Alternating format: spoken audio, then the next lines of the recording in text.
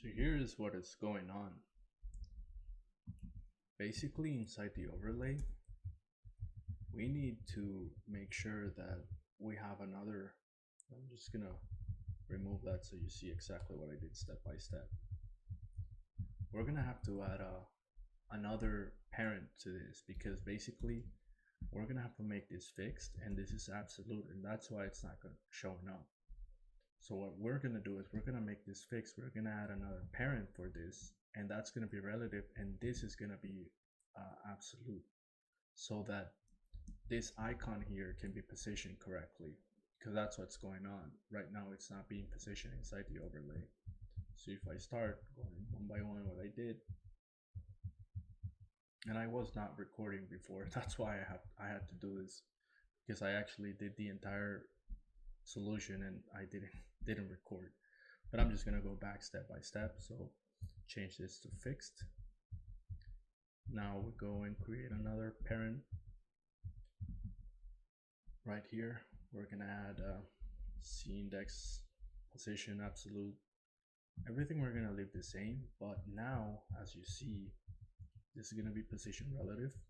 We're gonna do display block width 100, height 100. So basically that's gonna cover the entire width and height of the screen, and that's how we're gonna be able to position it. Also, another thing that we're missing here is we're not using the active flag. And because we're not using it, what's going on is like right now it's showing up by default. So if we go back inside a browser, now it's not running. And now it took about 3 seconds and it ran, and now it's gonna take another 7 seconds and it's gonna hide. And I'll show you how I'm doing that. So that's something else I did in the solution and I didn't record. Anyway, still getting used to this. So I'll show you step by step.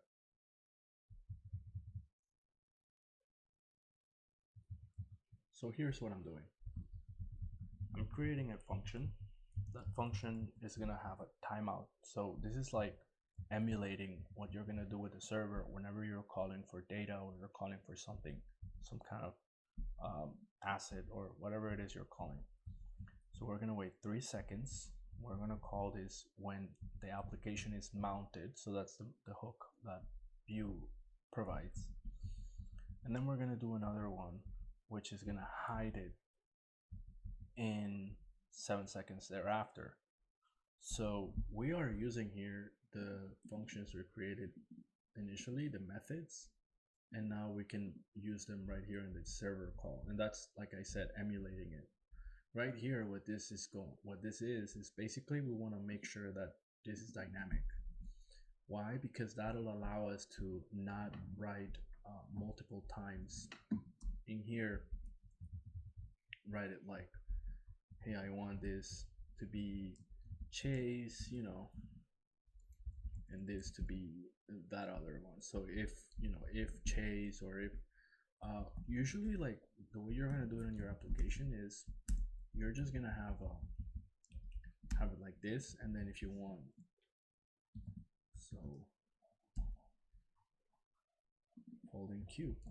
So you're just gonna have folding Q or whatever spinner you want, and you're gonna have to do it for each specific Vue component that you want to run this in. So if you want to use the kit spinner, you can do that. If you want to use the folding Q, that's the one we have. Let's see that running because we haven't seen it. So 1, 2, 3, running.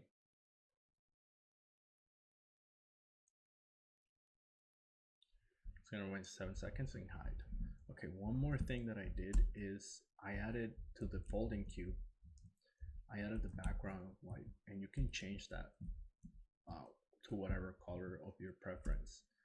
Make sure it's something that obviously it's opposite to the overlay that you're using, which usually is black, but it can be something else. It's up to you. So now we can change those values to the kit spinner. So say you have another page and you want to use another loader, what you can do is refresh, just change the name over here, refresh, 3 seconds, and now it's going to wait another 7 seconds before it hides. And then we can do chase spinner. So we look at them.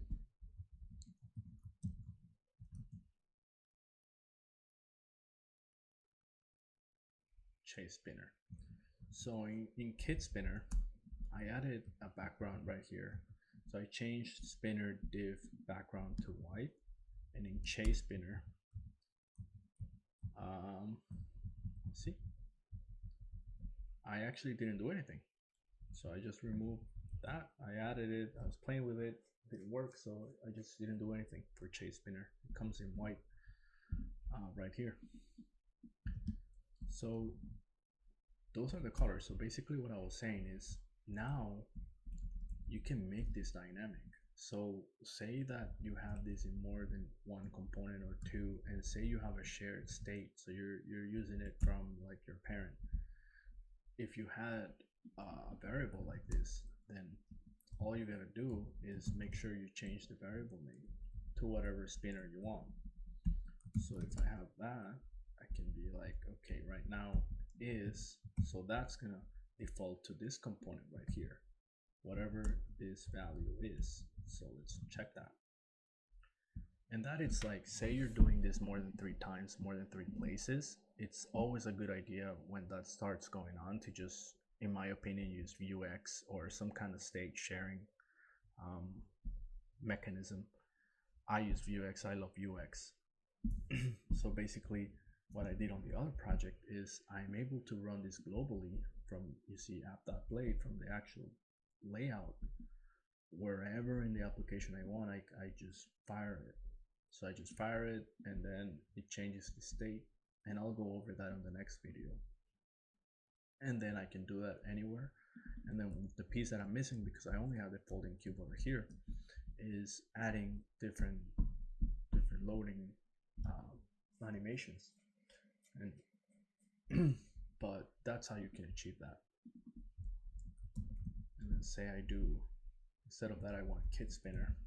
Now say you're on the next page and over there you want kit spinner, for some reason you want another spinner, what you can do is you just change this value, and since you have it globally, then you don't have to repeat yourself, you don't have to repeat your code. So that was what that was about.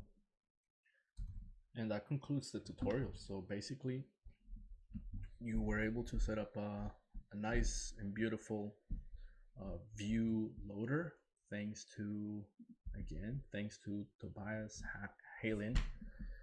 And I wish you the best. I wish you stay safe. Please leave me a comment. If you want to see the other video or whatever videos you want to see regarding Vue, Laravel, Docker, Golang. I'm here to help. So have a good one.